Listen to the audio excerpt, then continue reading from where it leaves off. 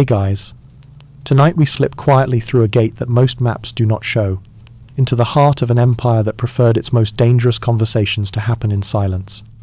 This is the Forbidden City at night, where lacquered roofs breathe out warmth and stone courtyards hold their breath. It seems calm, but inside those red walls lived a kind of power so intimate and so concealed that it moved like a soft shadow across the palace. The eunuchs, the keepers of the whispers. So, before you get comfortable, take a moment to like the video and subscribe, but only if you genuinely enjoy what I do here. Leave a note in the comments telling me where you are and what hour it is for you. I love picturing our little constellation of listeners. Now, dim the lights, maybe turn on a fan for that soft background hum, and let us ease into tonight's journey together.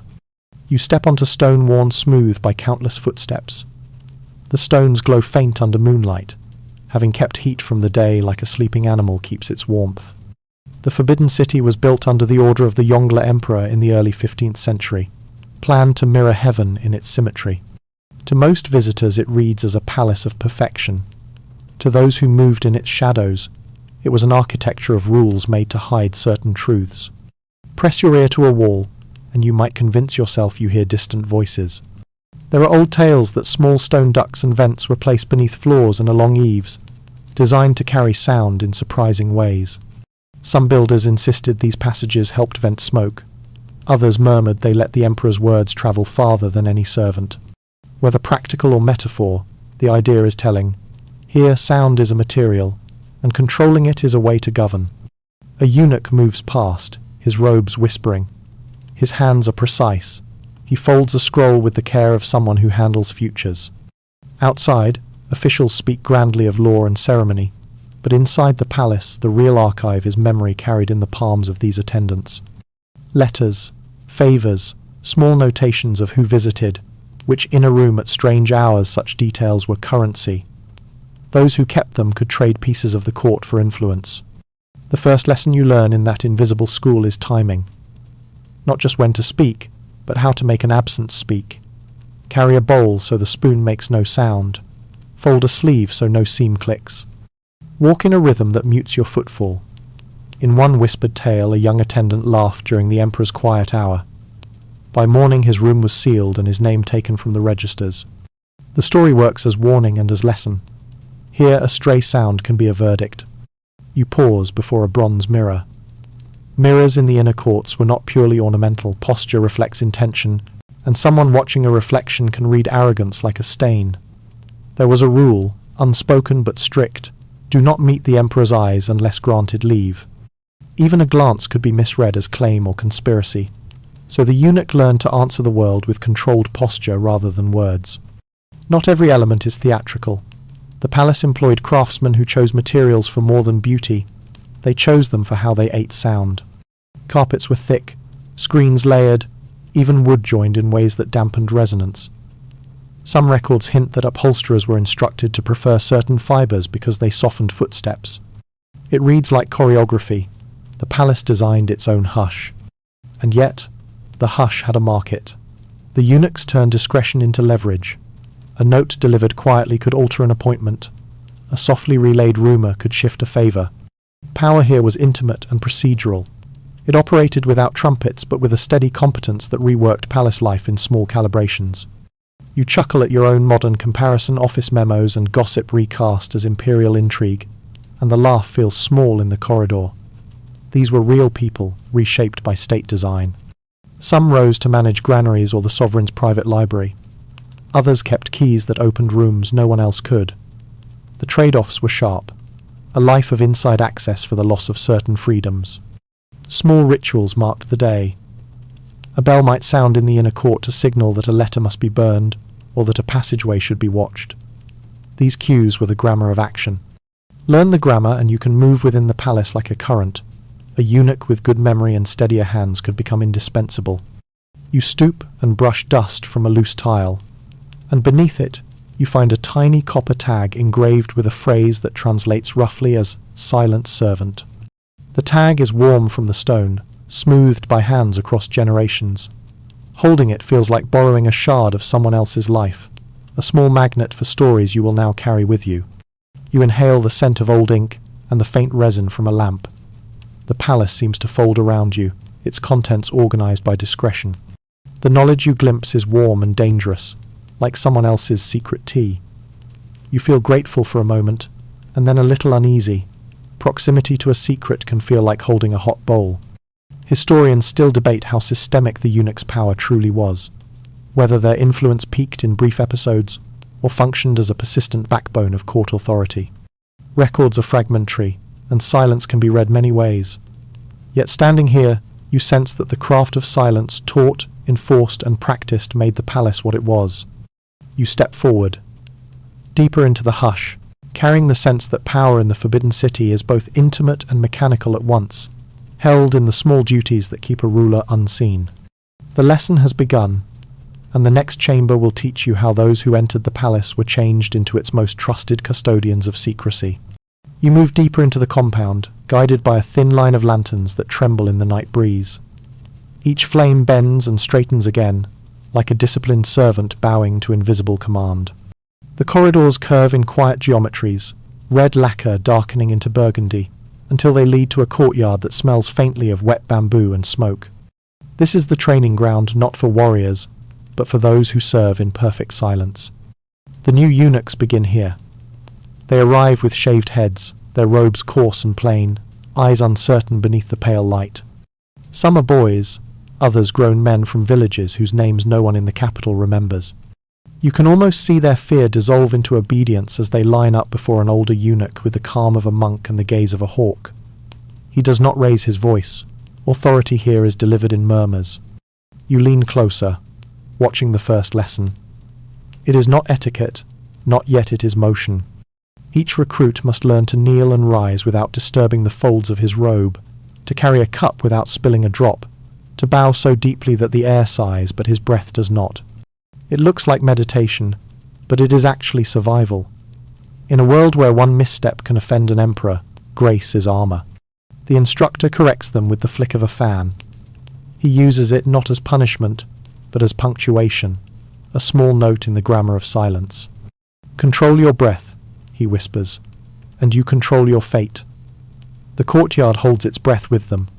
Somewhere beyond, the faint cry of a night bird reminds you that the city outside still lives and sleeps, utterly unaware of the rituals that shape its rulers. Later, they practice writing. Each must learn the imperial hand characters written so precisely they look like tiny palaces themselves. Ink is ground slowly from stone, each motion deliberate. If you listen closely, the rhythm of the grinding sounds like distant rain. The teacher says, "The emperor reads not with his eyes, but with his suspicion." The phrase lands softly, and every apprentice freezes. It's not a joke, but it earns a nervous chuckle even here. A little humour helps steady the hand. You imagine what this feels like to live each day rehearsing loyalty, to write without emotion, to smile without meaning, to serve without being seen. It's strange, but also familiar. You think of corporate onboarding sessions or service jobs where the customer must always be right. You laugh under your breath. Maybe the Ming court invented customer service, minus the tips. At dusk, the recruits eat together in silence. Their meal is plain, millet, vegetables, a trace of broth. Conversation is forbidden. The only sound is the clink of wooden spoons and the scrape of bowls. The discipline seeps into their bones. Even laughter becomes an internal luxury, a private indulgence. In the far corner of the yard stands a stone basin filled with water. The older eunuch dips his hand in and says, "Look at your reflection." The surface trembles, distorting each face. You are no longer what you were. You serve now as the city's breath, invisible but vital. A poetic way to describe disappearance. The students bow, and you find yourself bowing a little too, out of some odd respect. Historians still debate whether the eunuch's schooling was truly so strict, or whether later chroniclers exaggerated it to justify their reputation for cunning. Some argue it was a mix of real discipline and myth, a way to shape their image as mysterious, untouchable servants. Whatever the truth, it's clear that the system worked. The empire lasted, the silence held, and its keepers became experts in both obedience and strategy. As night deepens, the lanterns dim to faint stars against the courtyard walls. The instructor leads the group inside, past carved doors painted with phoenixes and cranes. He closes them quietly behind him, and for a heartbeat, all light disappears. Then, from somewhere within, the faint metallic note of a bell rings once, twice, then no more. It is both a promise and a warning. From this night onward, your life belongs to the walls. You linger outside the training hall, your breath fogging the cool air. You feel an ache, not pity, not quite admiration, something more like the tenderness we reserve for people who give up everything for precision. The palace hums softly, like a living machine wounded by ritual and secrecy. Each movement, each gesture, each silence another gear in that clockwork. Beyond the roofs, the moon rises, pale and patient. It throws a silver path over the glazed tiles, guiding your eyes toward the hall of celestial harmony, the next place your footsteps will take you. There, behind silk curtains and painted screens, you will glimpse the subtle games that turned the eunuchs from mere servants into the empire's most trusted and most feared custodians of power. The hall of celestial harmony is not loud. Its power does not shout, it sighs. You step inside, and the air changes. Even your thoughts feel as if they must bow. The floors gleam like liquid amber, polished by generations of silent feet. Above, painted dragons twist through clouds the color of smoke and honey. Their eyes seem to follow you, unblinking, as though measuring the weight of your curiosity. Somewhere to your left, silk curtains rustle. They separate you from a world of decisions that will never bear your name. Behind those curtains, the eunuchs work, not as attendants now, but as conductors of an invisible orchestra. They manage the rhythm of the court, the letters, the offerings, the whispers. No decree leaves the emperor's hand without their fingerprints, invisible yet indelible. You watch one approach a bronze brazier, feeding the coals until the scent of sandalwood thickens the air. His movements are as quiet as prayer. A messenger kneels before him, offering a sealed document. Without speaking, the eunuch opens it, reads, and nods once. The scroll disappears behind the curtain into history. Perhaps it carries good fortune, or perhaps someone's name will be erased before dawn. This, you realize, is what true power feels like. Not the noise of command, but the stillness before it. One of the older eunuchs sits nearby, recording names in a lacquered register. His brush moves with unhurried grace. When a drop of ink falls where it should not, he smiles slightly, a private joke shared with time itself. He looks up, and for a heartbeat, you meet his gaze. There is intelligence there, but also a trace of fatigue, the kind that comes from holding too many secrets. A young servant enters to refill the lamps. The older man says softly, "Do you know the most dangerous sound in this palace?" The boy hesitates. "Footsteps," he answers finally. The eunuch shakes his head. "Breathing," he says, "because if someone hears you breathe where you should not be, you are already gone." His tone is gentle, not cruel, a lesson passed down like a charm. Outside, the city hums with merchants and poets and lovers, all convinced the throne commands their destiny. But in here, destiny is edited daily, one folded note at a time. The eunuchs decide who meets the emperor, which gifts are received, which rumors fade into smoke. They are the empire's filters, part shadow, part mirror. You notice a scroll unrolled on the table. It's a list of tributes from distant provinces, jade, pearls, rare herbs. In the margin, a tiny mark beside a name. Such marks mean everything. A single brushstroke can build a fortune or end a family. Yet no historian ever sees these marks, only the neat lines of official decree. The voice of the narrator returns, soft and patient. Historians still argue whether the eunuch's authority was granted or stolen. Some claim they earned it through service. Others say they wove it through subtle fear. But all agree, their mastery was not force, but access. You lean closer to the screen, as if you could smell the ink, feel the pulse of the parchment. The eunuchs do not need to shout. They listen, record, and wait. Power, for them, is a conversation conducted entirely in whispers. A faint sound interrupts the delicate click of beads against silk. An imperial concubine passes beyond the curtain, her robe shimmering like moonlight caught in water. She nods briefly to the old eunuch. He lowers his eyes. Between them, a transaction of glances. trust, maybe fear, maybe both. It is said that no one entered the forbidden city without leaving something behind: a secret, a promise, a weakness. And the eunuchs collected them all, one confession at a time, until their silence became the language of the palace itself. The night outside cools. You imagine the stars reflecting in the roof tiles, hundreds of small flames above a maze of quiet rooms. Within those rooms, paper rustles, whispers weave, candles melt down to their final curve of light. You realize you've stopped breathing for a moment. The quiet has that effect: it draws you in, holds you there, like a secret almost spoken. The morning light does not enter the forbidden city like anywhere else. It seeps in cautiously, filtered through layers of carved screens and gauze, as if even the sun knows it must bow before entering. You wake to that muted glow and realize, in this world, brightness is rationed, just like truth. You follow the faint footsteps of attendants across the marble courtyard. They move quickly, heads lowered, as if the air itself is heavy with invisible eyes. At the center stands the Hall of Supreme Harmony, immense, gleaming, yet strangely empty.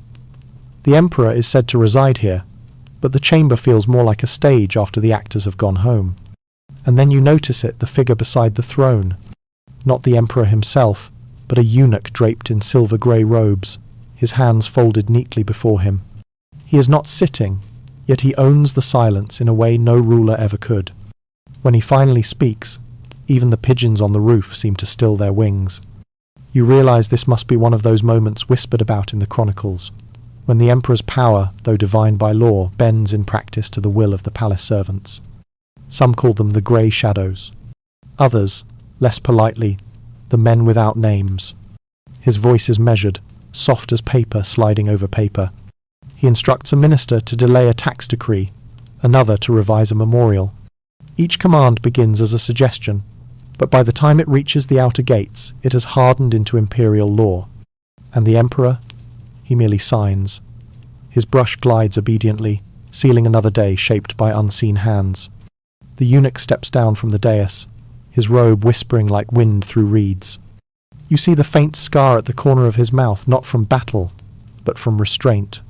He carries no weapon, yet every word he speaks cuts deeper than any blade.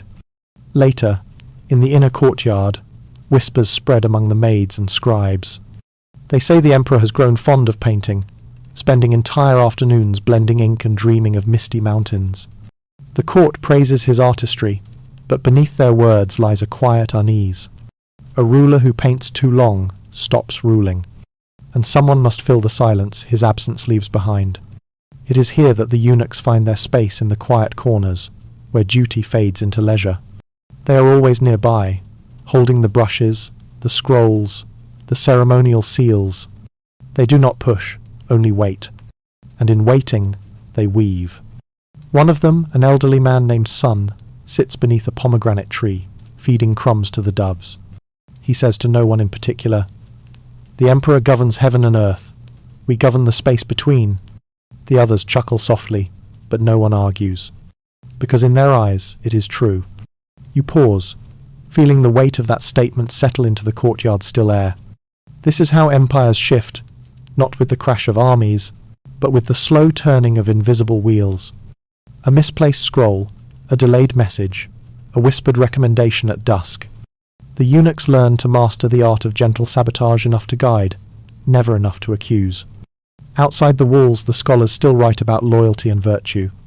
They imagine a court guided by moral clarity, by wisdom and righteousness. But inside, beneath painted ceilings and silk banners, loyalty is measured in survival. Virtue is whatever keeps one breathing for another day. You glimpse the emperor later that evening, standing alone by a reflecting pond. His robe drifts in the wind, and his face, though youthful, carries the exhaustion of a man quietly caged by ceremony.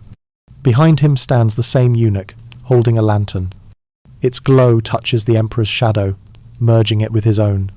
For an instant, you cannot tell which is which. A strange thought crosses your mind. Perhaps power is not stolen but absorbed, one heartbeat at a time, until no one remembers who was meant to lead. The eunuchs never rebel outright, they simply outlast. Far away, in the records of history, scholars will argue endlessly. Did the eunuchs truly rule, or were they merely reflections of weak emperors? No one agrees.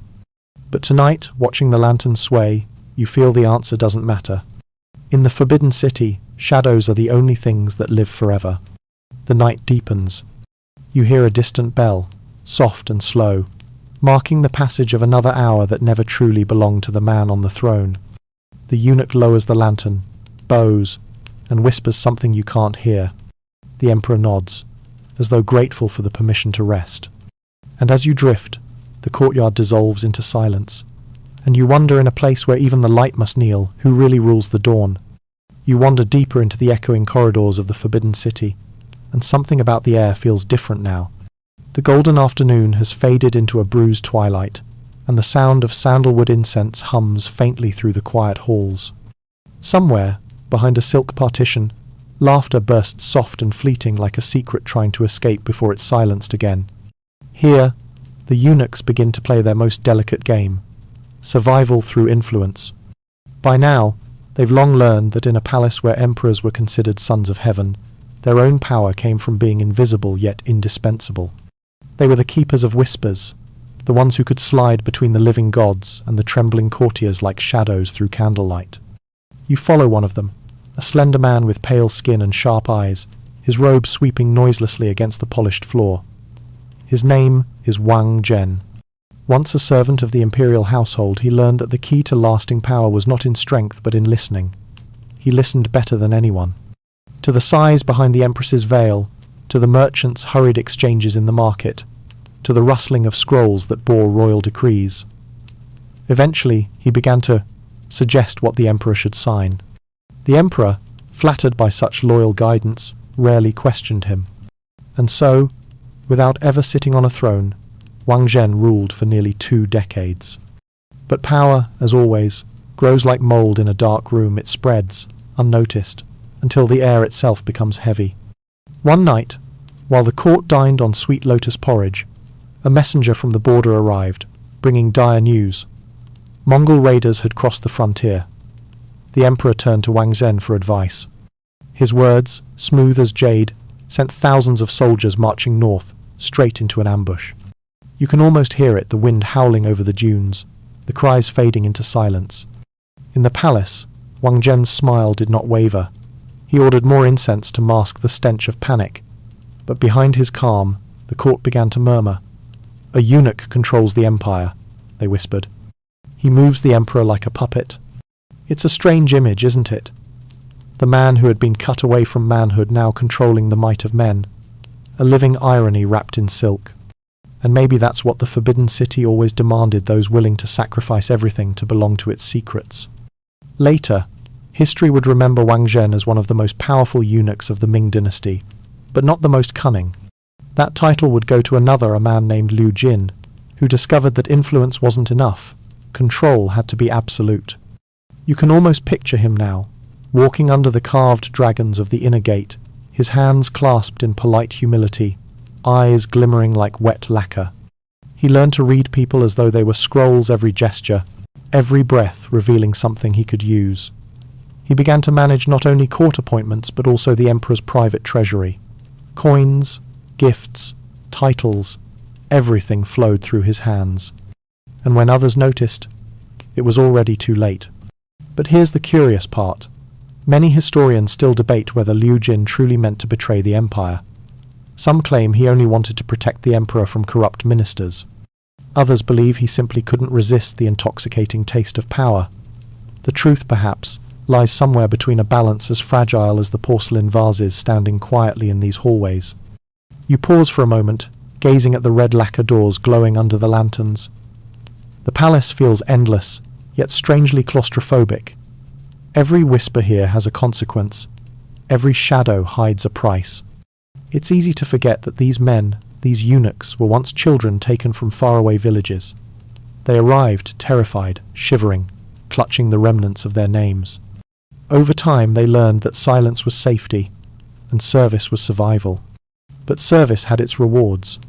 A trusted eunuch could dine from the same porcelain as the emperor, sleep in rooms scented with jasmine, and command soldiers without ever touching a sword.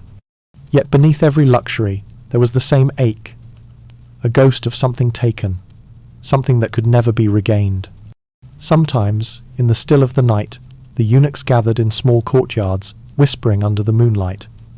They spoke of dreams, strange, fleeting dreams where they were whole again. Then, when the gongs of the watchtower sounded, they dispersed like mist, faces serene once more. One of them, an old man with trembling hands, once said, "We are the Emperor's shadow, and a shadow cannot exist without its master." You wonder if he believed it, or if it was just easier to say aloud than to admit the truth, that even shadows can learn to move on their own. In the imperial archives, centuries later, someone found a list names of eunuchs who once ruled the palace through silence. Next to each name a short note: trusted, executed, exiled, vanished. The handwriting grew smaller toward the end, as if even the ink feared to speak their names too loudly. History has a strange sense of humour. The very men who were supposed to serve quietly became the empire's loudest echo. Even now, you can feel their presence in the rhythm of this place, the way the air hums between the red pillars, the faint scent of sandalwood lingering like memory. You take another step, and the lantern flickers. Somewhere, a wind sighs through the cracks of the old wooden beams. It sounds almost like laughter, soft, knowing, and far too old to belong to anyone still living. You smile, a little uneasy. Maybe it's just the wind, or maybe, just maybe, the eunuchs are still here watching, listening, guarding their forbidden secrets, long after the empire that made them has turned to dust. And as you walk deeper into the night, the echo of silken whispers seems to follow you. The game is far from over. The night settles heavy over the forbidden city, draping everything in a silk of muted gold and black. The palace lanterns sway with the wind, their glow catching the carved dragons and phoenixes above you. You can almost hear the faint creak of the wooden beams, as if the palace itself is sighing tired from centuries of secrets it was forced to keep. By now, you've followed the eunuchs from the shadowed corridors into the very heart of imperial life. But here's where their invisible power began to change shape. The emperor grew young again, naive, curious, easily flattered, and the eunuchs learned to become more than servants. They became actors, confidants, stage managers of a golden illusion. You watch as one of them kneels before the dragon throne. His name is Wei Zhongxian. You might have heard of him, the so-called 9,000-year lord, second only to heaven itself. His voice is soft, almost musical, the kind that makes obedience sound like devotion. The young emperor gazes at him with the uncertain warmth one gives a trusted tutor. You can tell he doesn't see a servant.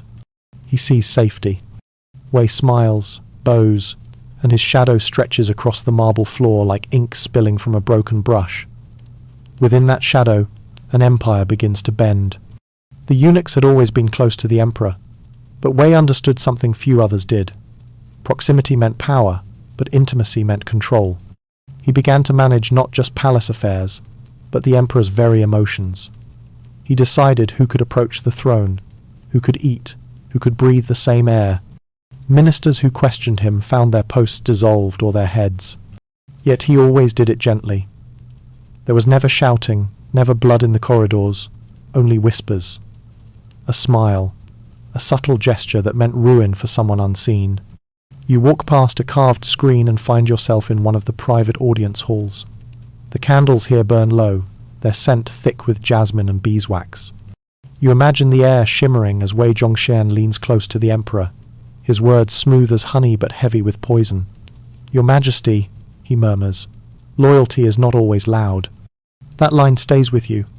Loyalty is not always loud. Historians still debate whether Wei truly believed he was protecting the throne. Some records paint him as a tyrant, others as a man who kept chaos at bay when the emperor was too young, too fragile to rule. Maybe both are true. Power, after all, doesn't always corrupt, it reveals.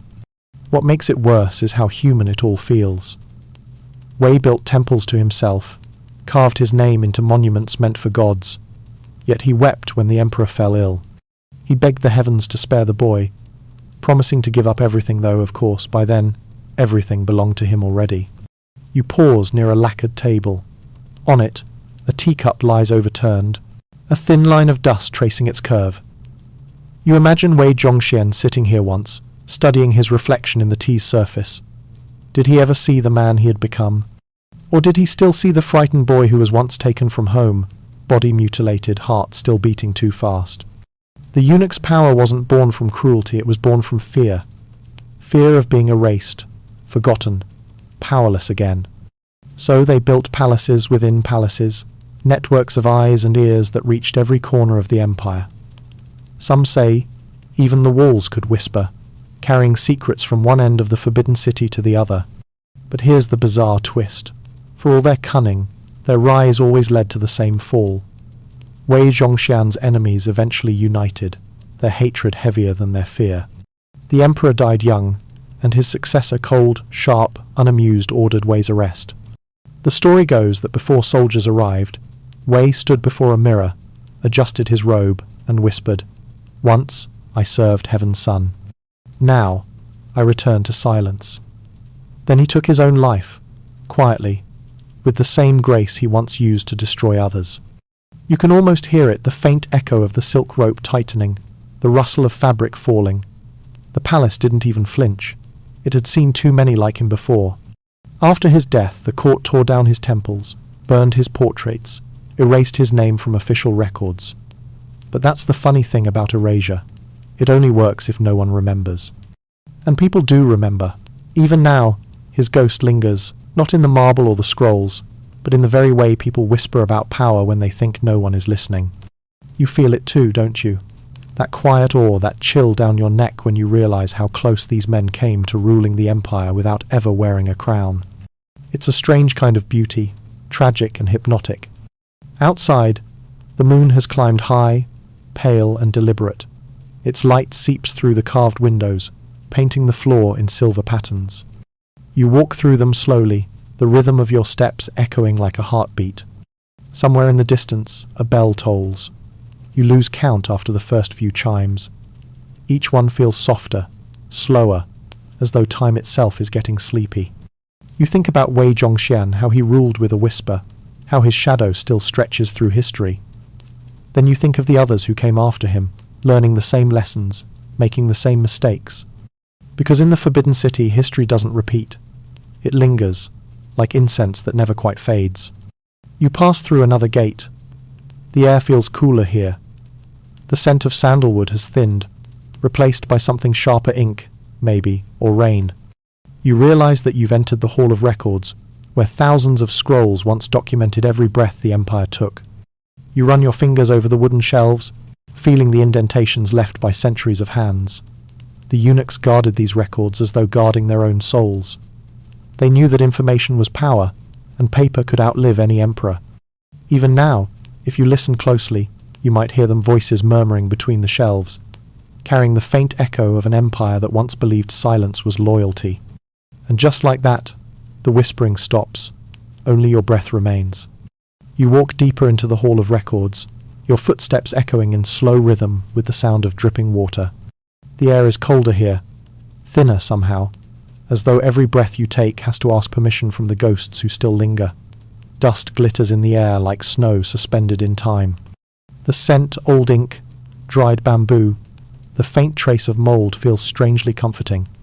Each shelf looms higher than the last, filled with scrolls bound in silk, labels faded to the color of smoke. You run your hand along the wood and whisper softly, how many secrets fit inside a single empire? The answer, of course, is too many. One scroll catches your eye. It's tied with a black ribbon, rare, ominous, forbidden. You untie it, and the parchment sighs open like an old memory trying to breathe again. The characters flow across it like tiny rivers of shadow, each stroke alive with tension. It tells of an emperor, not the great ones you've heard of, but one almost forgotten. A man who tried to tame the eunuchs, and failed. The story begins with Emperor Hongwu's distant successor, the one who ruled when discipline began to rot under silk and gold. You imagine him pacing the same halls you've just walked through, his hands clasped behind his back, anger trembling in his veins. The eunuchs had become too powerful again, too clever, too quiet. He ordered the palace guards to cut their numbers, to take back their privileges. But power doesn't vanish. When you command it, it burrows deeper. The eunuchs, masters of patience, waited. They whispered in the kitchens, in the laundry halls, by the candle stands where no one listened. They shared coded looks, half smiles, the smallest tilt of a head that meant wait for nightfall. And when night came, the records say, a strange calm spread through the palace. Guards disappeared, ministers fell ill. By morning, the emperor's most trusted advisor was found dead, his tea still warm beside him. The official cause was heart failure. But everyone knew hearts rarely failed that neatly in the Forbidden City. You let out a breath. The parchment feels heavier now, as though the words themselves resent being disturbed. You roll it up again carefully. Somewhere behind you, something shifts a sound soft as fabric brushing stone. You freeze. The lantern light flickers, and for a heartbeat you think you see a silhouette. Thin, robed, head bowed, watching. But when you turn, there's nothing. Only the shelves, the quiet, and the slow, tired pulse of history. The eunuchs were not just servants of the emperor. They were keepers of knowledge. They memorized court rituals, knew the secret names of noble families, the hidden passages between chambers, the passwords whispered during coups. They didn't write everything down. Some secrets lived only in the body in gestures, glances, scars. You think about that for a moment. What does it mean to hold a truth that dies when you do? It's almost sacred, almost cruel. Some historians believe that the eunuchs used their position in the records hall to rewrite the past. A single stroke of ink could erase a rival, a family, an entire rebellion. History, one scholar once said, is just a series of edits by the last man standing. And in the Forbidden City, those last men were often eunuchs. You walk past another shelf and find a scroll that has no label, only a small red wax seal. You hesitate before breaking it. Inside, instead of text, there's a single painting, delicate, haunting. It shows a young eunuch standing before a burning palace, holding a baby wrapped in yellow silk.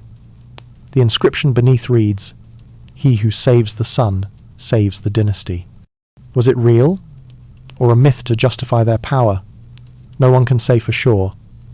But the image lingers smoke, tears, the faint glow of loyalty twisted into necessity. The eunuchs had been accused of everything from treason to witchcraft. Some said they could curse a rival simply by burning his name on a piece of mulberry paper. Others believed they used perfumes made from powdered pearls and lotus sap to cloud the emperor's mind. Bizarre? Yes. But in an empire where every word could mean life or death, illusion was sometimes the safest weapon. You imagine one of them, perhaps centuries ago, sitting right where you stand, his candle burning low, brush trembling slightly as he writes the words that will change someone's fate. Maybe he glances at the doorway every few seconds, afraid that a single shadow means discovery. Maybe he doesn't even know if what he's writing is truth or survival. And somehow, that feels familiar, because haven't we all, at some point, rewritten our own story to make it a little safer? The sound of distant rain reaches you.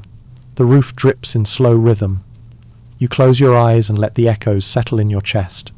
There's something oddly peaceful about this place, like being inside a dream of memory itself. You take a deep breath and whisper, "They were just men." The words feel small, almost fragile. But that's the secret the empire never wanted to admit. The eunuchs weren't monsters or saints. They were men shaped by circumstance, broken, remade, sharpened into tools of power they could barely control. And yet, for a brief, shimmering moment, they held the world in their hands. Outside, the rain thickens. Thunder rolls softly across the horizon, like drums from another century. You blow out your lantern and step toward the doorway. The stormlight flashes, revealing the carved characters above the entrance. Truth lies within. A small laugh escapes you. "Of course it does," you murmur. You walk out into the rain. It's warm against your skin, heavy with summer. The palace glistens, the courtyards mirrored in puddles that look deep enough to drown in. For a heartbeat, the whole Forbidden City feels alive again, its corridors breathing, its walls humming with the ghosts of those who once believed silence could save them. But silence, you realize, never really saves anyone. It just hides the noise until history comes knocking again. You tilt your head back and let the rain wash over your face. For a moment, it feels like absolution. The storm softens by morning. What was thunder now drips from tiled rooftops in delicate chains of silver. You walk through the east courtyard of the forbidden city, your sandals brushing puddles that mirror clouds drifting slowly overhead. Everything smells faintly of wet stone, ink, and plum blossoms, the scent of a palace waking from a long, uneasy dream. You pause at a carved gate. Its red lacquer has faded to the colour of old blood, and its dragons have lost their eyes to time. But behind it lies the place you've been searching for, the Hall of Whispered Servitude. Few ever dared to enter it. Few are still left with stories intact. Inside, the air hums with absence. The hall isn't grand like the throne rooms or echoing corridors of the outer courts. It's small, low, almost humble. Mats of woven reed cover the floor, and the scent of candle wax lingers in the dark corners. But on the walls hang records, thin bamboo tablets etched with names, rules, confessions. You step closer and read one. The handwriting is trembling, almost human in its fear. It's a confession from a eunuch named Zhang Dai, dated late in the Ming dynasty. His words unfold like a whisper. I was told to smile when he looked my way, to bow when he sighed, to laugh when he breathed. If I disobeyed, my tongue would be weighed against my silence. I chose silence. You exhale slowly. Each word feels like a bruise pressed too many times. The eunuchs' lives, you realize, were written not in glory but in obedience. Every motion, every breath, was part of a choreography designed by someone else. The emperor might command the world, but it was the eunuchs who kept it running while pretending they did not exist. Somewhere beyond the walls, a bird calls, sharp and lonely. You move to the next tablet. It lists a series of secret rules, unrecorded in any official manual. Rules like, never walk faster than your master's heartbeat, or do not look directly into the mirror in the Empress Dowager's chamber. That one makes you pause. Why not look into a mirror? Was it superstition, or something darker? Legends say that some mirrors in the Forbidden City were not made of silvered glass, but of polished obsidian stones said to trap reflections. When a eunuch looked into one, it was believed that his true self, his unwhole spirit, could be captured. Of course, historians dismiss that as myth. But myths have a strange way of revealing what fear refuses to say aloud. The mirror rule wasn't about ghosts, it was about control. You imagine it. A servant passing by, eyes lowered, never daring to see his own face. It's tragic in a quiet way, the kind of sadness that doesn't shout, only lingers. As you wander deeper, you find a doorway sealed with wooden slats. A faded inscription reads, "Storage of obsolete servants." You push gently, and the door yields with a groan. Inside, the chamber is filled not with relics, but with things that feel painfully human. Torn robes, broken fans, small boxes containing locks of hair. There's even a single shoe, child-sized, embroidered with tiny cranes. You kneel beside it, wondering who it belonged to. It's then you notice something carved on the wall beside it. A simple sentence, half hidden by dust. Even shadows have rules. You smile despite yourself. That phrase sums up the eunuchs' world perfectly. They lived in service, unseen, uncelebrated. But within their silence, they built an entire system of laws the emperors never truly understood. You remember something you once read, that the most loyal eunuchs were rewarded not with wealth or freedom, but with the right to be buried near the palace. They called it the quiet return, a strange kind of honor, to rest forever beside the walls that had once caged you.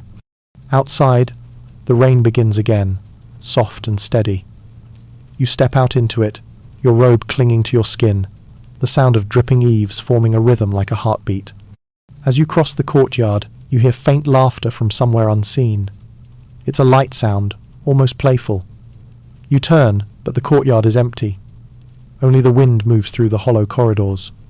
You tell yourself it's just memory echoes of servants long gone. But part of you knows better. You head toward the western passage, where the emperor's private garden once bloomed. The eunuchs often came here after midnight, when the court slept. They would sit beneath the moonlight, drinking watered-down wine, reciting poems they'd never dare read aloud by day. One poem still survives in fragments, scrawled in the margin of an old herbal manual. We who serve in silence are kings of unseen things. Our hearts are sealed, like porcelain, our dreams washed clean by rain. You whisper it under your breath, and for a moment the garden feels alive again, the lanterns flickering, the whispers rising like the hum of bees. There's a story, half legend, half truth, about one eunuch who tried to escape. His name was Li Yuan, and he'd been a palace attendant since boyhood. One night, he disguised himself as a messenger and slipped out through the northern gate. But he didn't get far. The guards caught him at dawn, and by noon he was brought back to the very courtyard where you now stand. They didn't execute him. Instead, they reassigned him to the mirror chamber. There, he spent the rest of his life cleaning those black mirrors, never seeing his reflection again. Some say his spirit still lingers, polishing the same surface endlessly, searching for the face he lost. You sigh softly. Maybe he just wanted to be seen. The thought lingers, heavy as the air after rain. You realize something profound then. The eunuch's tragedy wasn't only their mutilation, it was their erasure. History remembered their deeds, but not their names. Their voices survived only as rumors, and yet, without them, the empire's heart would have stopped beating long before its fall. A drop of water lands on your hand, and you look up. The rain is falling harder now, drumming on the roofs like 1,000 tiny drums of fate. You walk on, feeling the chill seep into your bones. Somewhere in the distance, a gong sounds slow, resonant, final. The palace has spoken. The shadows shift. And the forbidden city, for all its splendor, feels smaller somehow, like a cage that learned to sing. Night folds over the forbidden city, like silk drawn across a mirror. The moon is low and pale, spilling its cold light over the glazed roofs and whispering pines. You walk through one of the narrow back passages, now places few visitors ever saw, even in the dynasty's height. The air smells faintly of oil and ash, with that undercurrent of candle smoke that clings to the walls long after the flames have died. A eunuch once said, "The palace sleeps, but never dreams." You're starting to understand what he meant. Everything here feels perfectly still, yet somehow alert, as if the past itself is holding its breath. At the far end of the passage, a door stands slightly ajar. You push it open and step inside. The room beyond is dim but warm, a secret archive of sorts, lined with wooden chests and silk-bound books. Each box bears a painted sigil, a phoenix, a lotus, a coiled dragon. This is no ordinary library. This was where the palace stored its whispered orders, the unwritten laws of survival. You kneel before one of the chests, the hinges creaking like tired bones. Inside are thin scrolls, yellowed but still fragrant with sandalwood. You unroll one and find a list written in calligraphy that wavers between beauty and fear. Rules for those who serve closely. It begins simply enough. Always smile when spoken to. Never step in sunlight before the emperor does. But then, the lines grow stranger. If the Son of Heaven laughs, you must weep softly. If he weeps, you must laugh inside your heart but never show it. You pause. The balance feels like a performance, a constant masking of emotion. It's less about obedience and more about mirroring. The eunuchs weren't just servants. They were reflections, shaped by the emperor's moods, bending themselves to match whatever his soul demanded. It reminds you of something modern, in a way how people in offices mimic their boss's tone or laugh at jokes that aren't funny. Only here, in this palace, getting it wrong meant exile, not embarrassment. You pull another scroll. This one is more unsettling. It describes a ritual known as the Feast of Reflection. Once a year, the highest-ranking eunuchs would gather in the Hall of Purity to reenact the emperor's daily routine. They dressed as him, mimicked his gestures, repeated his favourite sayings. They even sat upon a small imitation throne carved from sandalwood. It sounds ridiculous, like a parody, but it wasn't meant to be funny. The ritual was supposed to cleanse them of pride, to remind them that they existed only as echoes of imperial will. And yet historians still debate what the ritual truly meant. Some say it was a mockery allowed in secret, a subtle protest disguised as devotion. Others claim it was deadly serious, a spiritual exorcism to keep ambition from poisoning loyalty. No one knows for sure. You can imagine it, though. A dozen eunuchs, pale in candlelight, bowing before an empty chair. Their shadows stretch long across the lacquered floor, merging until they look like one trembling shape. The emperor's absence becomes the most powerful presence in the room. Outside, A breeze slips through the shutters, rattling the scrolls. You set them down gently and glance toward a small alcove at the back of the room. Something glints there, a bronze mirror, oval and smooth, its surface dark with age. You step closer. The mirror rests on a pedestal, its frame engraved with lotus petals. When you breathe, the surface fogs faintly, and for a heartbeat, you think you see a face that isn't yours, staring back, a thin face, lips pursed, eyes downcast. Then it's gone. You shake your head, half smiling. Great, you whisper. Now even the furniture's haunted. Still, your pulse quickens. There's something about mirrors here, too many stories, too many rules. You remember the old warning. Never meet your own gaze in the emperor's house. Maybe that's why so many eunuchs feared mirrors. They were reminders of what was missing, what had been taken. Looking too long could unravel you. You sit for a moment, feeling the weight of silence settle again. You realize the strangest truth of all. The eunuchs didn't just serve the court, they became it. Every whisper, every decree, every secret punishment passed through their hands first. They were the arteries of the forbidden city, unseen but essential. There's a letter tucked between the scrolls, written in hurried ink. The paper has yellowed unevenly, as though once hidden beneath another object. You unfold it carefully. My name no longer belongs to me. It was taken the moment I entered these walls. My body no longer follows the moon. My voice no longer rises without permission, yet my eyes still see everything. And that, they cannot take. The signature is missing. You wonder if that was deliberate, if erasing the name was the last act of defiance this unknown writer could make. You glance around the archive. There's a heaviness to it, but also a strange peace. Maybe these men found freedom in invisibility. When no one expects you to exist, you can learn to move like smoke everywhere and nowhere at once. Suddenly, the sound of footsteps echoes from beyond the door. Light, steady, measured. You hold your breath. The steps stop just outside, and for a long moment, there's nothing. Then a faint voice speaks a whisper, so close, you could swear it's inside your ear. Who reads the rules now? You turn sharply, but the doorway is empty. Only the paper lantern by the threshold flickers, its flame shrinking, then flaring again as though sighing.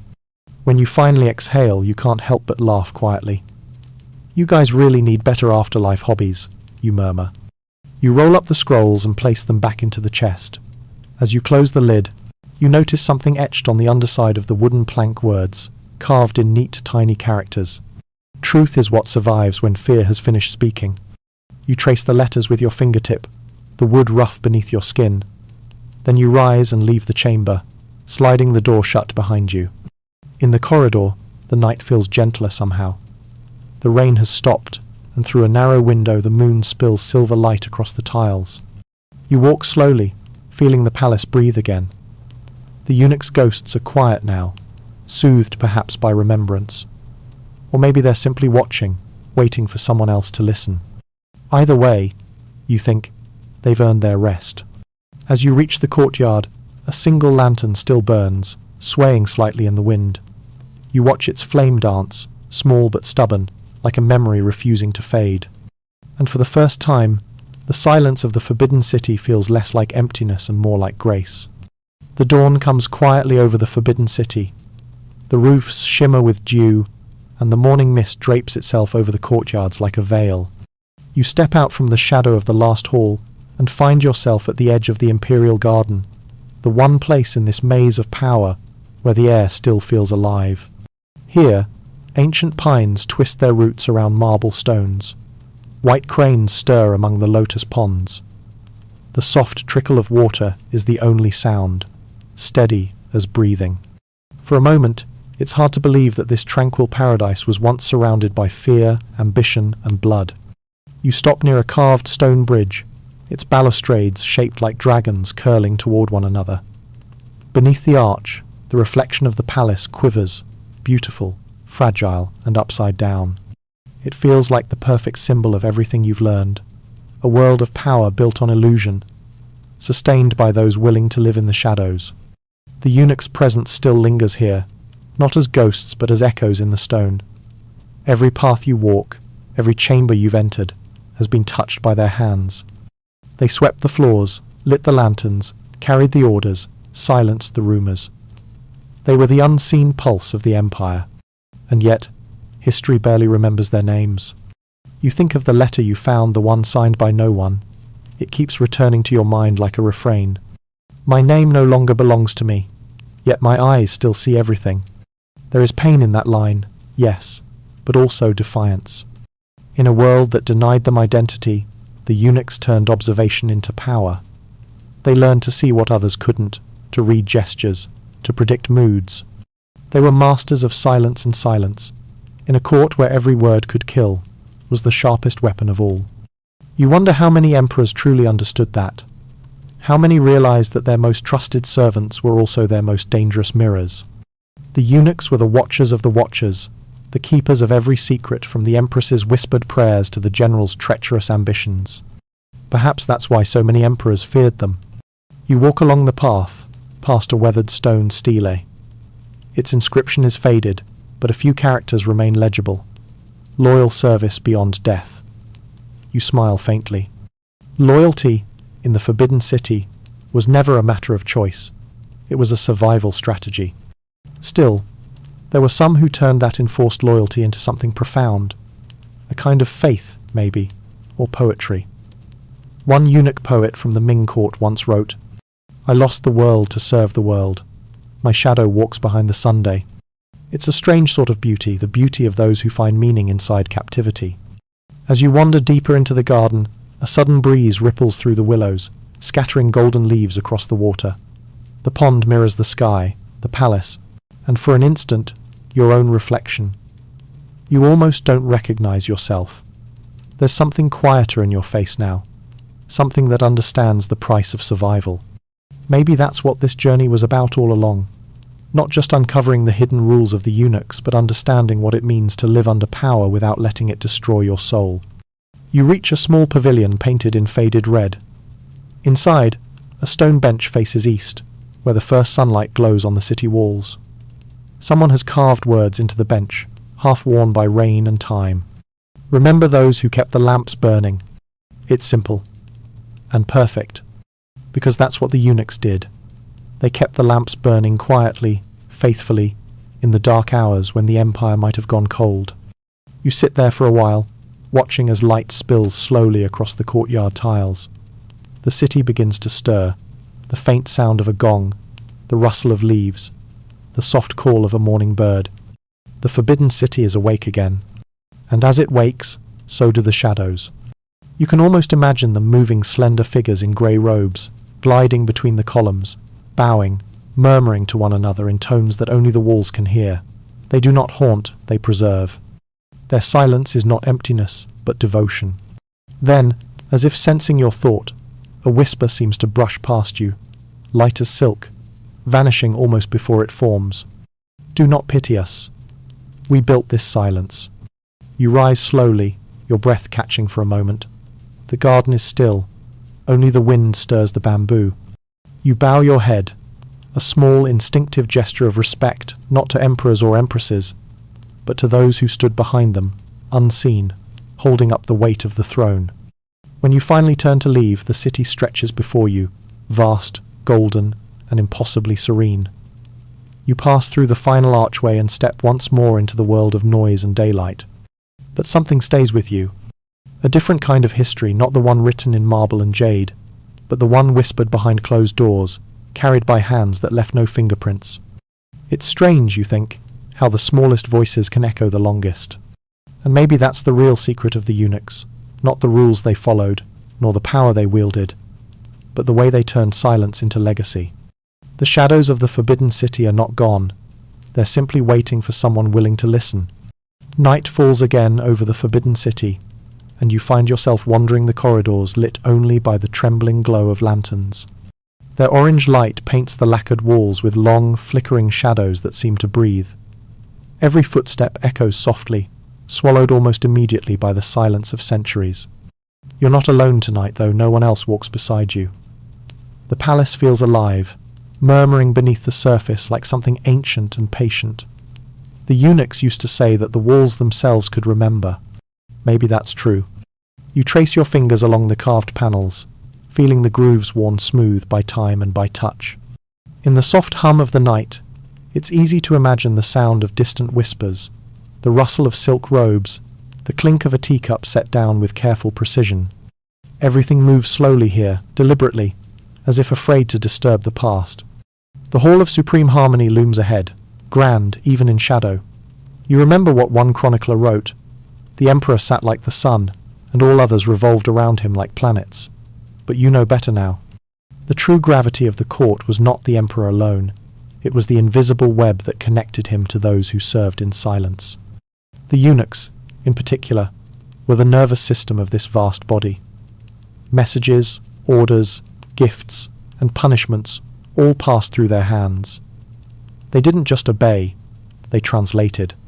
They could reshape meaning with a single change of tone, a single pause in speech. And in that subtle control of language, they held something far more potent than armies. You pause by a narrow doorway, half hidden behind a column. Behind it lies the Imperial Records Office, or what remains of it. Inside, the air smells faintly of ink and dust. Scrolls lie stacked in quiet disorder, each one a fragment of a life: edicts, confessions, letters, lists. You unroll one almost at random. The handwriting is elegant but hurried. The emperor asked for silence. We obeyed. That's all it says. It's such a small sentence, yet it carries the entire weight of the empire. Silence was never emptiness. Here, it was strategy, devotion, fear, and sometimes mercy. The eunuchs learned that better than anyone. Their survival depended on knowing when to speak and when to vanish into stillness. You can almost picture it. A group of them kneeling in the golden hall, heads bowed low, faces unreadable as the emperor's fury crackled through the air. To live in this world was to become invisible on command. You walk deeper into the records room. The lantern in your hand sways slightly, throwing light over a wall of sealed boxes. Each bears a simple mark, a name, or sometimes just a title. One box draws your attention.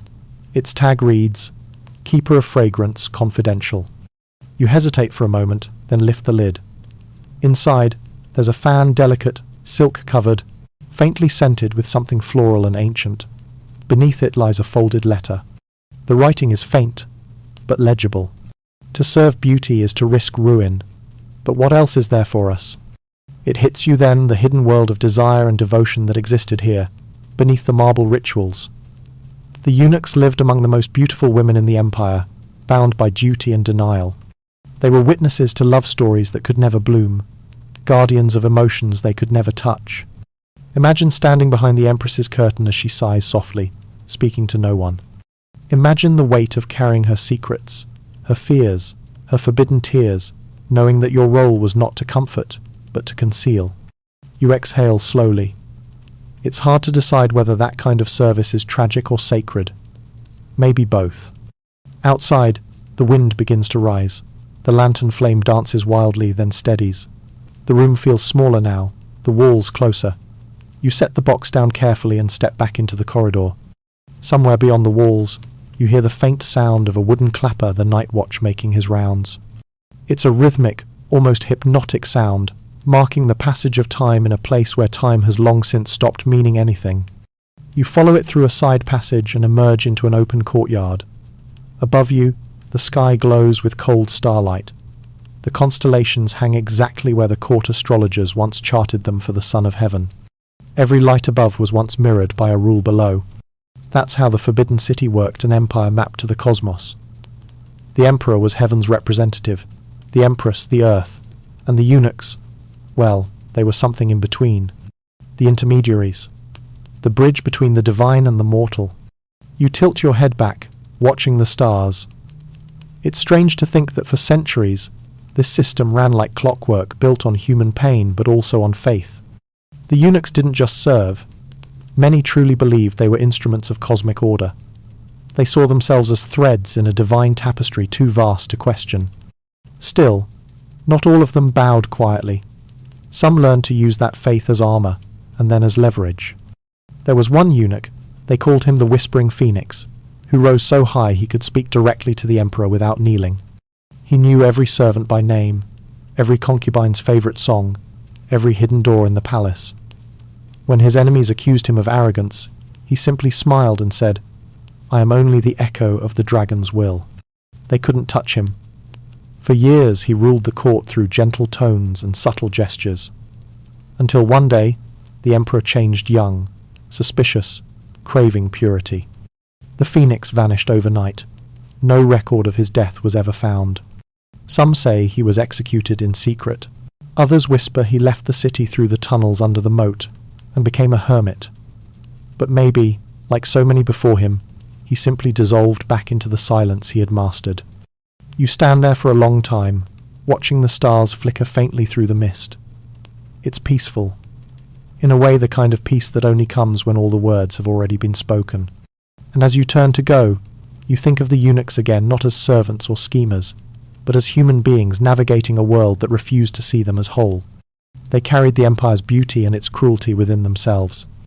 It's easy to call them shadows. But maybe the truth is softer. Maybe they were the light that flickered between the shadows. You smile faintly, feeling the chill night air brush against your face. Somewhere, a lantern guttered out. Somewhere else, another was lit. The cycle continues, as it always does. And in the stillness of the forbidden city, you hear it again, that quiet hum beneath the silence, like a breath held for centuries. History, waiting to be heard.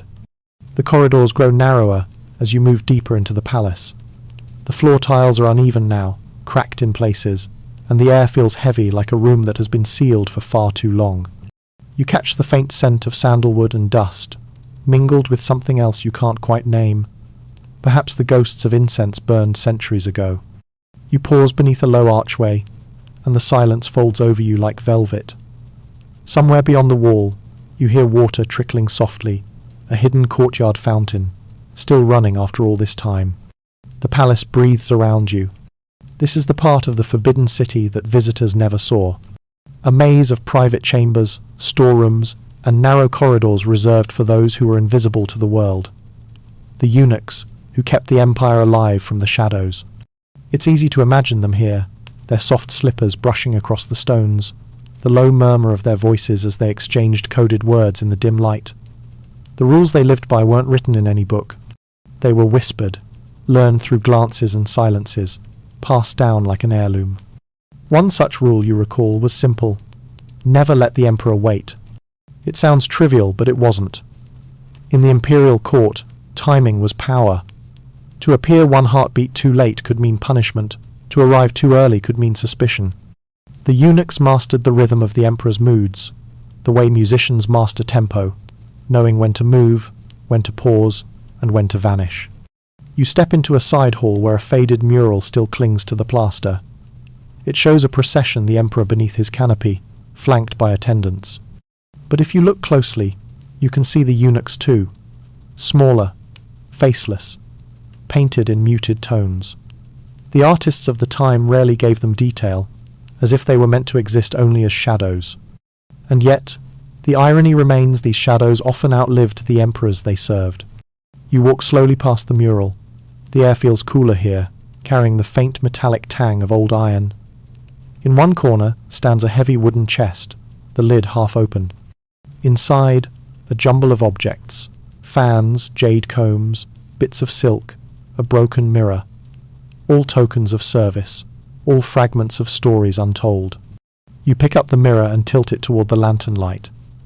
The surface is dull, fogged with age, but for a moment you catch your reflection, or maybe someone else's, superimposed on your own. A face that isn't yours, watching quietly. You blink, and it's gone. You laugh softly to yourself. Maybe it's just the fatigue, or maybe it's the energy of the place seeping into you. The Forbidden City has a way of doing that, turning imagination into memory. In the late Ming period, you recall, the eunuch's influence had grown enormous. Some managed the imperial workshops, others the treasury, others still the private correspondence of the emperor. The most trusted ones even handled secret state affairs, espionage, diplomacy, and the collection of information. Historians still debate whether this was corruption or necessity. After all, the emperors relied on them. Who else could be trusted to speak the truth when even ministers were bound by fear? But there was another kind of truth the eunuchs held, one that lived not in documents or decrees, but in emotion. They were the keepers of the emperor's private self. They knew when he grieved, when he doubted, when he felt lonely in his divine role. You imagine one such moment. The emperor sitting by a window at dawn, his golden robe hanging loosely around his shoulders, staring at the distant rooftops of Beijing. A eunuch kneels beside him, silent, offering tea. No words pass between them, yet the moment is thick with unspoken understanding.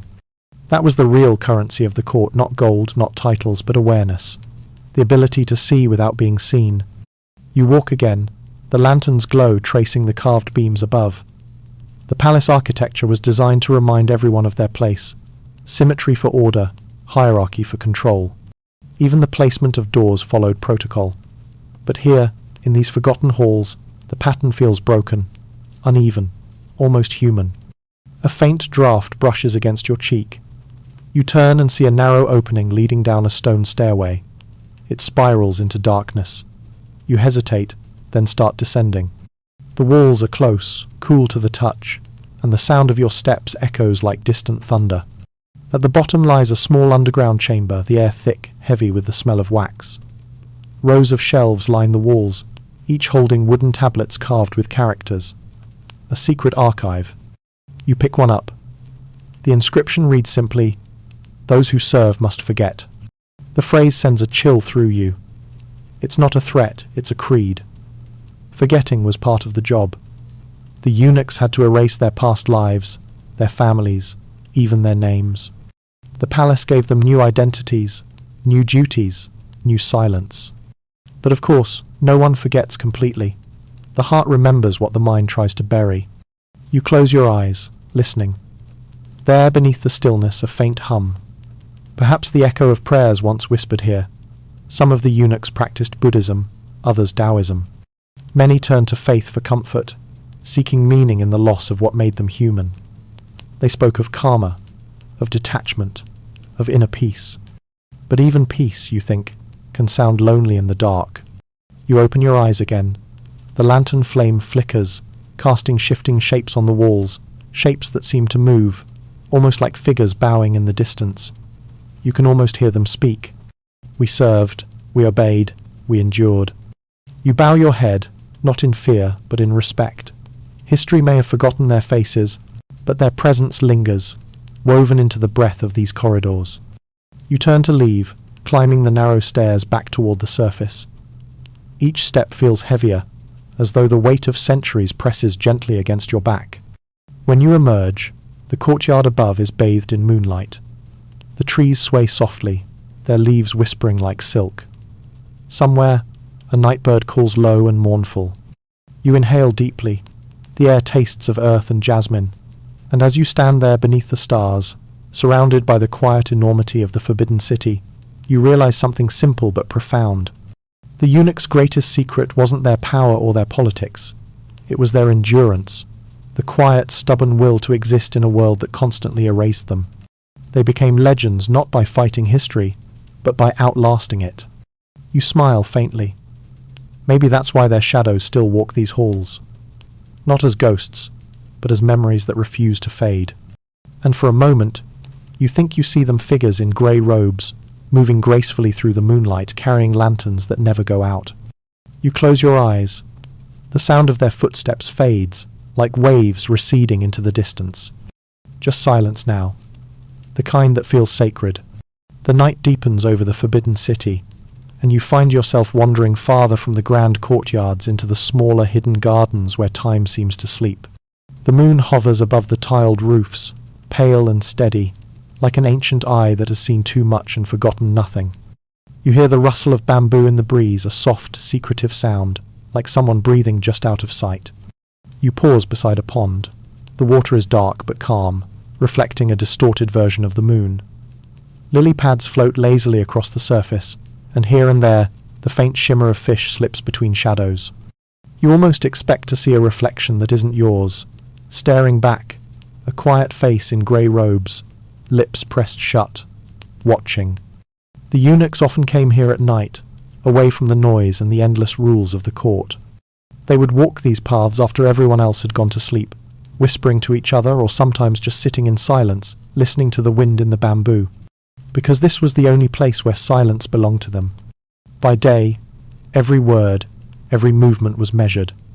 They bowed when told, spoke when permitted, smiled when expected.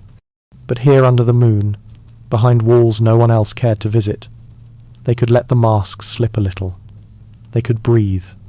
You imagine one such night, centuries ago, a group of eunuchs sitting near this very pond, their lanterns placed in a small circle, the light flickering across their faces. One hums a tune from his village, a song about spring, or maybe about home. Another joins in, his voice soft, almost a whisper. For a moment, they are not servants of the emperor, not faceless shadows, just men remembering the sound of their own lives. A dragonfly skims the surface of the pond and vanishes into the dark. You smile faintly. History rarely records these moments, the small, quiet acts of defiance that come from simply being human. You start walking again, and the path curves toward a pavilion half covered in vines. The wood is carved with patterns of clouds and waves, and beneath the paint you can see the faint traces of fingerprints, perhaps left by the artisans who built it centuries ago. Their work was meant to honor the emperor, but in a strange way, it honors the people who maintained it too. You run your fingers over the carvings, tracing the faded edges. The wood feels smooth, almost warm, as if it still remembers touch. There's an old story the court scribes never wrote down about a eunuch named Li Feng. He served during the reign of the Wanli emperor, when the palace was full of tension and secrets. Li Feng was known for his calmness. He rarely spoke, but when he did, even the most arrogant ministers listened. One winter night, it said, the emperor became gravely ill. Panic spread through the court. Doctors whispered conflicting diagnoses. Nobles plotted. Concubines prayed. But Li Feng remained composed. He prepared herbal remedies, coordinated messengers, and ensured that every room near the emperor's chamber stayed warm through the night. The emperor survived, and though no one publicly thanked Li Feng, a jade pendant appeared quietly on his pillow the next morning, an unspoken acknowledgement of loyalty. Historians still debate whether that story is true, but you can almost believe it. In a world ruled by hierarchy and fear, such small gestures carried the weight of entire empires. You sit on the edge of the pavilion, the cool air wrapping gently around you. The sound of the wind through the trees is almost musical, soft enough to lull anyone towards sleep.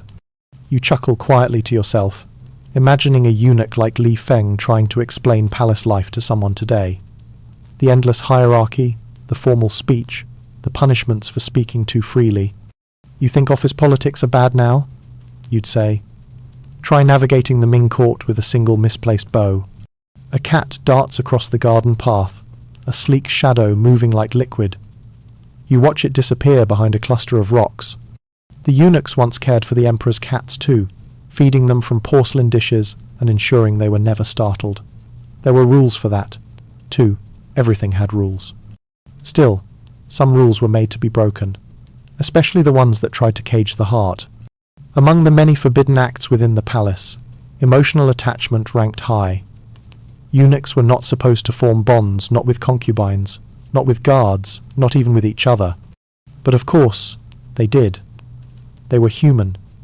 They found ways to communicate through small gestures, a folded piece of silk, a string of prayer beads, a half-finished poem slipped between doors.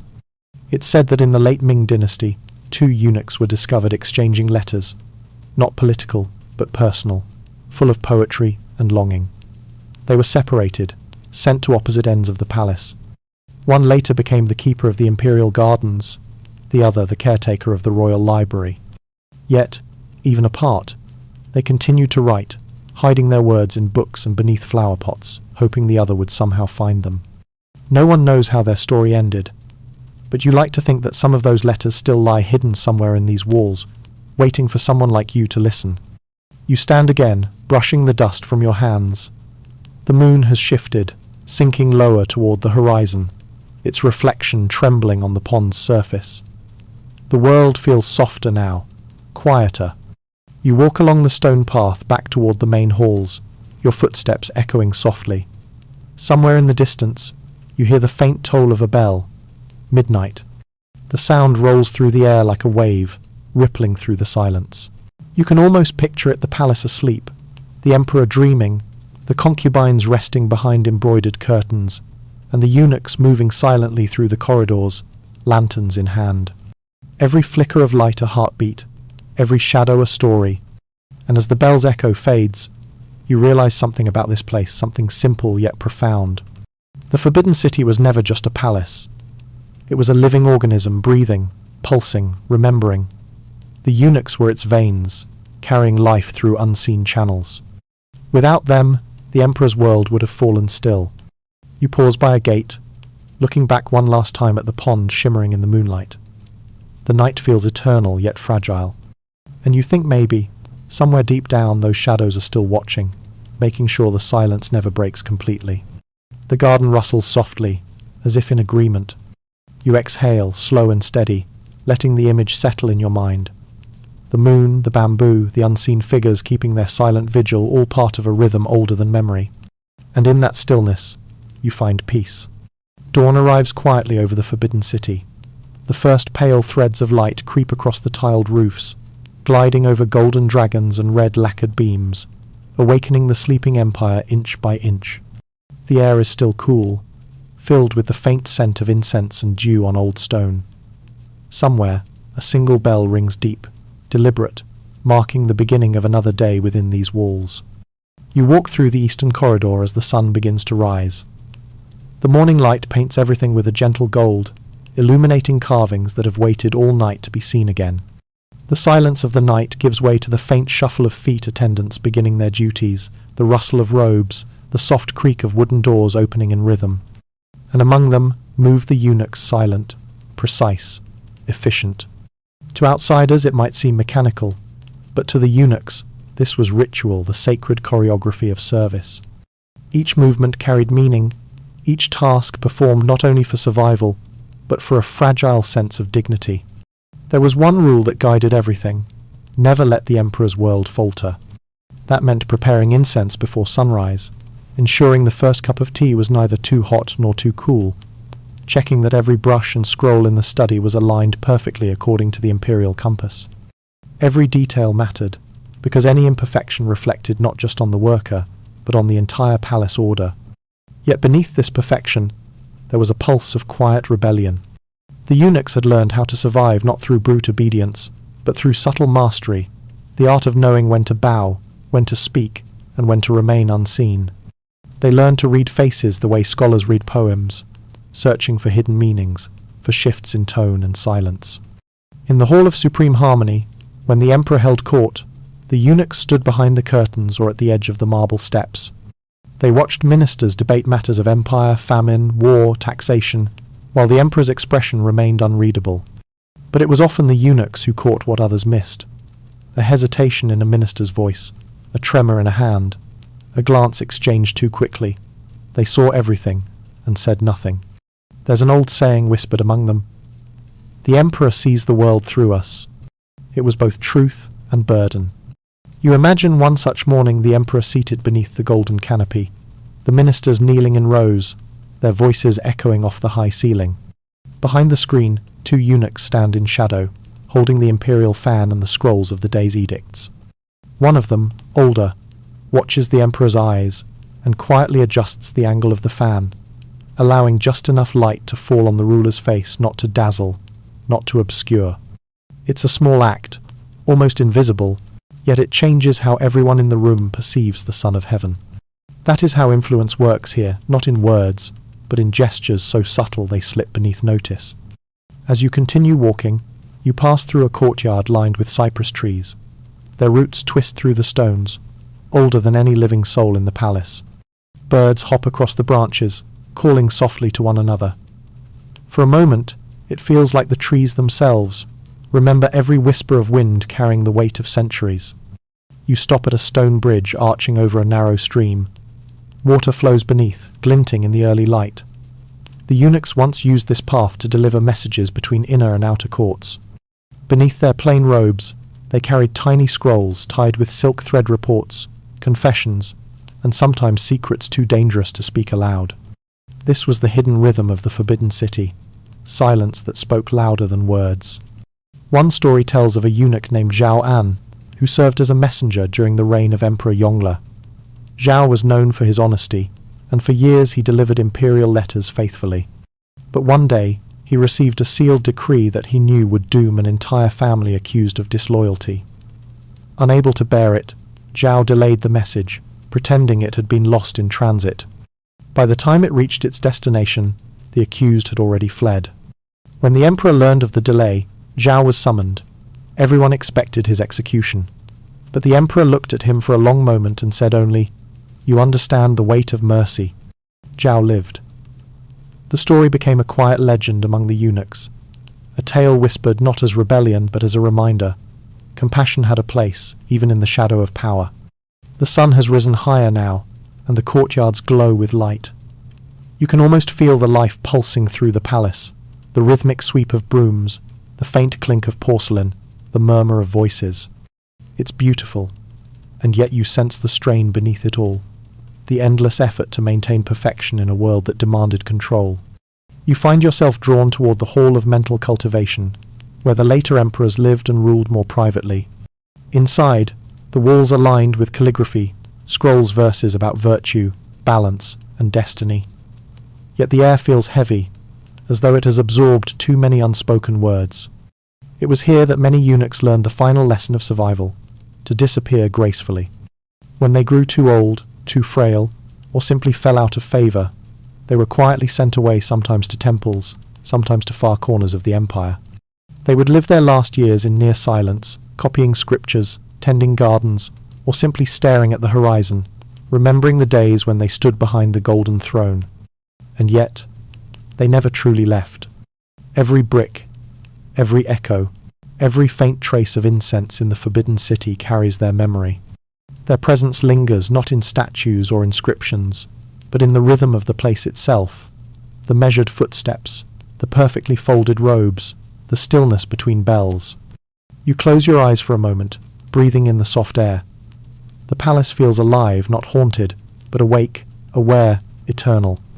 When you open them again, the light has shifted, scattering gold across the marble floors. You think of the countless mornings that began just like this, centuries upon centuries of lives moving in quiet synchrony. The eunuchs may have served in silence, but their silence shaped the empire. Their shadows still whisper. If you know how to listen, evening folds over the Forbidden City like silk, slow, deliberate, almost affectionate. The last streaks of sunlight fade behind the crimson walls, and lanterns bloom one by one, their faint orange glow casting trembling halos across the courtyards. The air is still warm, perfumed with sandalwood, and the faint sweetness of osmanthus carried from distant gardens. You stand near the gate of heavenly purity, watching the shadows grow longer. The day's noise, footsteps, murmurs, commands, has dissolved into a hush so deep it feels like the palace itself is holding its breath. Somewhere, a bamboo flute begins to play, thin and wavering, its melody wandering through the corridors like a spirit looking for home. This is the hour the eunuchs once cherished most. The emperor has retired, the officials have left, the courtyards belong for a moment to the quiet ones.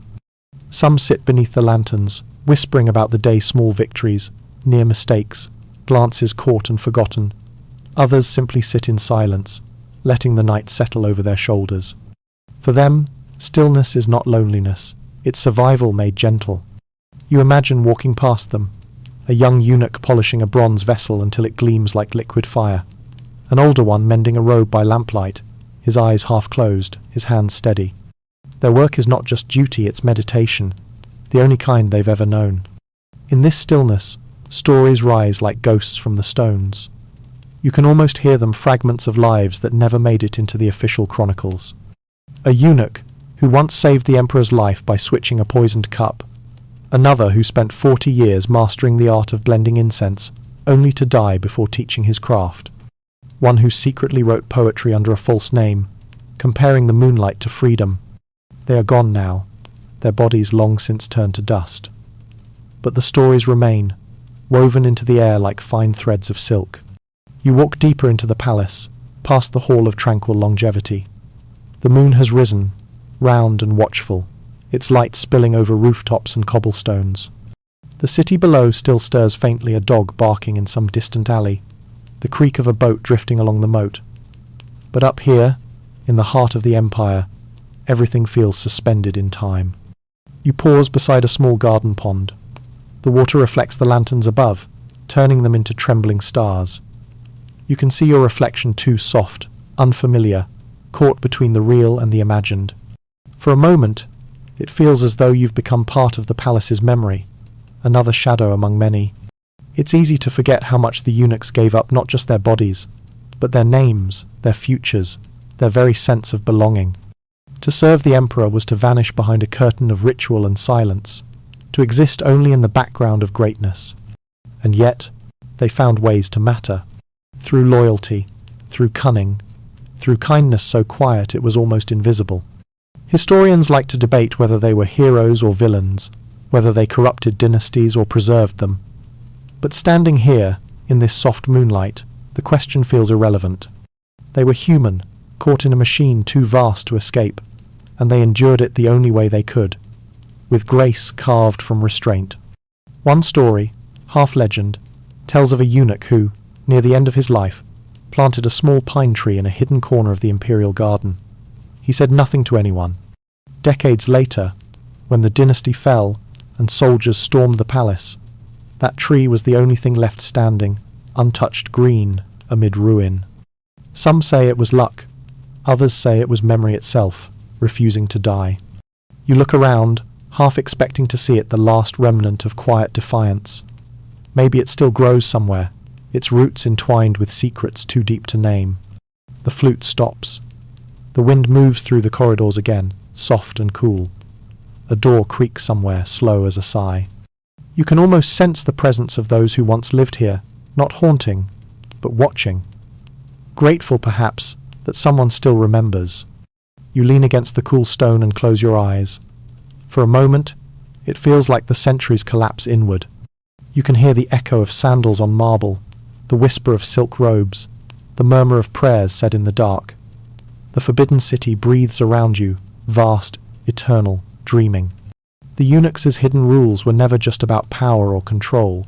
They were about adaptation, the ability to survive within a system that demanded silence, to carve identity out of absence. They built an empire of gestures, of glances, of whispers, and though the emperors they served have faded into history, their quiet discipline endures. You open your eyes. The moonlight has shifted again, now silvering the edges of the walls. The palace feels gentler somehow, as if it, too, is ready to rest. You start to walk toward the gate, each step slow, careful, echoing softly. Behind you, the city dreams on red walls breathing under the night sky, shadows folding themselves neatly into corners. Maybe tomorrow, someone else will walk these same paths, hearing the same faint echoes, feeling the same mix of awe and melancholy. Maybe they too will sense the lives that linger here, not as ghosts, but as memories of devotion, imperfect, human, enduring. And as you reach the final archway, you turn back one last time. The lanterns flicker. The air hums with invisible warmth. It's as if the city itself whispers, "Thank you for listening." The wind picks up, carrying that whisper out beyond the walls, out into the sleeping world. You let it go, exhaling softly. The story has been told. The shadows can rest. Now, dim the lights a little lower. Let the hum of your room blend with the wind that once wound through these ancient corridors. Breathe in slowly, as if drawing the scent of sandalwood from centuries past. The forbidden city fades gently behind your eyelids, not gone, only quieter. And somewhere, deep within its silent courtyards, the eunuchs keep watch, still calm, patient, eternal. End of script. Sweet dreams.